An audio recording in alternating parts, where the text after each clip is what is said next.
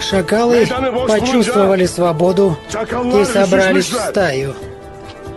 Пусть все знают, что шакалы правят до тех пор, пока не появится волк.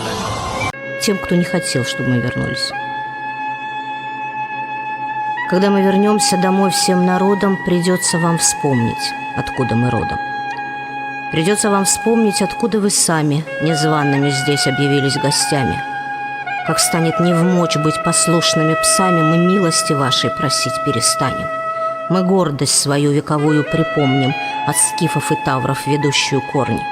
Когда мы вернемся, а мы все вернемся, однажды в степи или в горах соберемся и весело, с музыкой справим поминки по вашим указам, по вашим дубинкам, по сказочкам вашим о дружбе народа в то время, когда нас лишали свободы, лишали отчизны, надежды и Бога, мостя из развалин мечети и дороги, по вашей удобной, сговорчивой правде, пайками оплаченной верности ради, по вашей оплеванной внуками вере, что можно народы казнить для примера.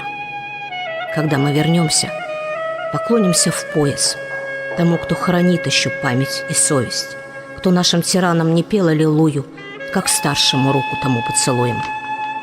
С того, кто нас подленько травит поныне, мы маску народных ревнителей снимем, и пусть они глянут в лицо нам открыто, не прячась за власти худое корыто.